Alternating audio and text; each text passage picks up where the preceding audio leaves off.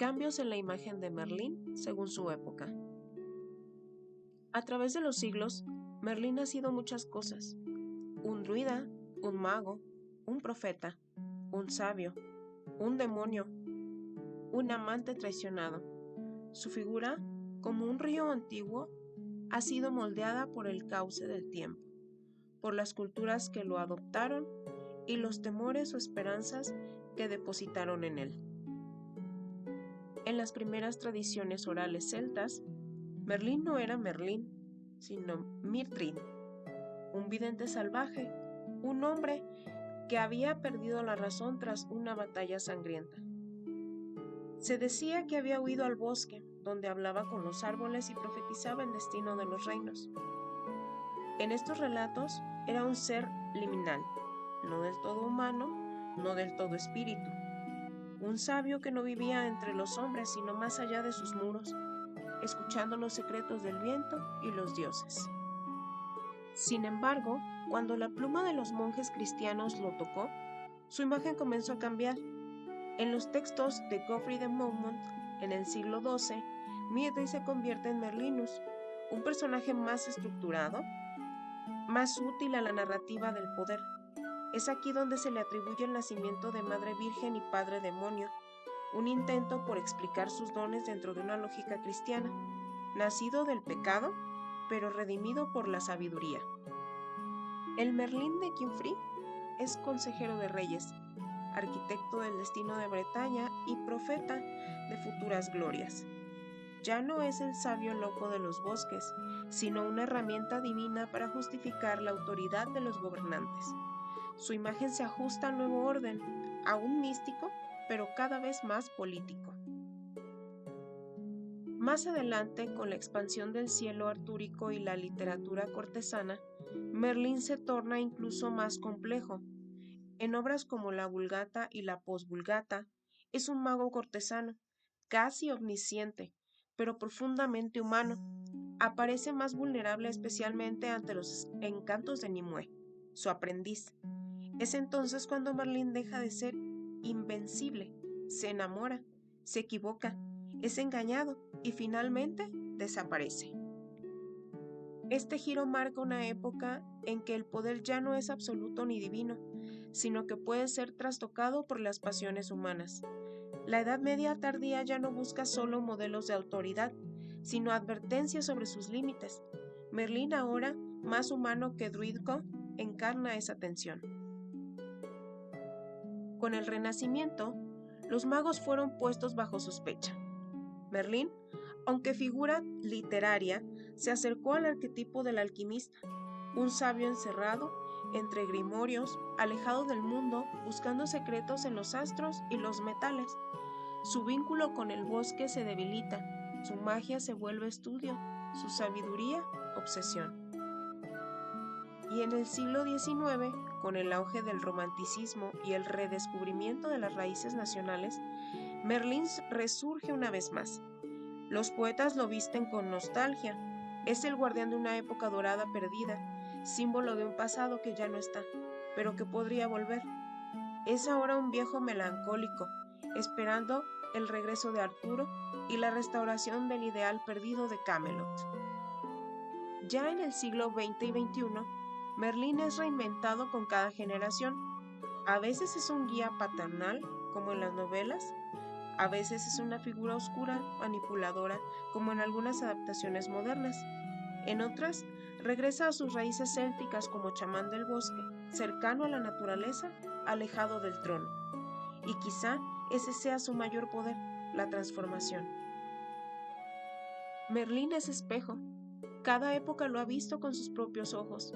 Ha sido salvaje, profeta, santo, mago, mentor, víctima, maestro.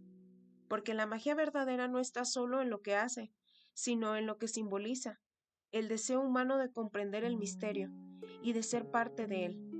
Así, mientras el mundo cambia, Merlín cambia con él, y cada generación lo reescribe, lo recita, lo recuerda, como si de alguna manera aún viviera entre nosotros. Merlín a través del tiempo, la metamorfosis del mago eterno. Cada era necesita su sabio, cada generación su vidente. Y a través de los siglos, Merlín ha adoptado rostros distintos, lenguajes nuevos y ha vestido los colores del tiempo que lo invocaba. Esta es la historia de un hombre, un mito, un símbolo que ha mutado desde los bosques de la Bretaña celta hasta los castillos góticos de la Europa medieval. Este es Merlín, el Eterno. Los primeros rastros de Merlín nos llevan a las brumas del folclore celta, donde su figura se confunde con la de Mildred, un bardo y profeta que tras una gran batalla enloquece y huye al bosque. Ahí, entre árboles y espíritus, adquiere la sabiduría de los druidas y el don de la profecía. Este Merlín es salvaje, marginal, no es cortesano ni refinado, sino un hombre en comunión con la naturaleza. En sus palabras resuenan los augurios de los antiguos y su magia es la del viento, la de los ríos, la de los sueños. Es, ante todo, un intermediario entre el mundo de los hombres y el mundo de lo invisible. Con la llegada de la Edad Media y la pluma de Geoffrey de Monmouth en el siglo XII, Merlín comienza su transformación y ya no es solo un bardo, sino un consejero real, un mago capaz de ver el futuro de Bretaña y guiar a sus reyes. Aquí nace la historia de su nacimiento sobrenatural, hijo de una mujer humana y un demonio, redimido por el bautismo y el uso virtuoso de sus poderes. Merlín se vuelve más cercano a la tradición cristiana, aunque nunca deja del todo su aura pagana. Es quien diseña la estrategia para que Uther Pendragon engendre a Arturo. Es quien protege al futuro rey, quien funda Camelot en espíritu. Ya no habla con los animales, ahora habla con los reyes. A medida que el ciclo artúrico florece, especialmente con los romances franceses y las obras como La muerte de Arturo, de Thomas Malory, Merlín se convierte en un mago legendario, protector de Excalibur y de la Mesa Redonda. En esta etapa, se acentúa su rol como mentor, como alquimista de la historia.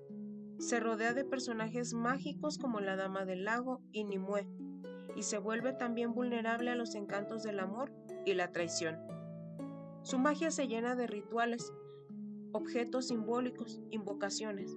Ya no es solo un druida, es un mago en el sentido completo, en la tradición de Merlín como arquetipo del sabio.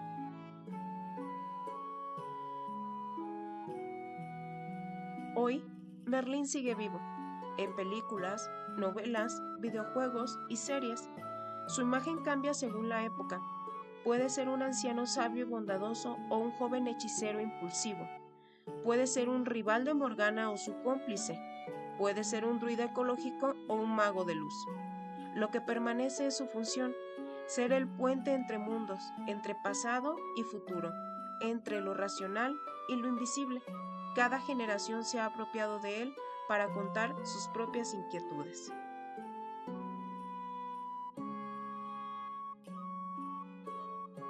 En el Renacimiento y el Romanticismo, Merlín es redescubierto como un emblema de lo perdido, de lo misterioso, de lo arcano. En poemas grabados y pinturas aparece como un anciano melancólico, condenado por su sabiduría y exiliado por un mundo que ya no comprende. Es el Merlín que encierra la nostalgia de una edad de oro, el que conoce secretos que ya nadie quiere oír. En ese momento también es cuando se vincula con corrientes esotéricas, con alquimia, astrología y profecías apocalípticas.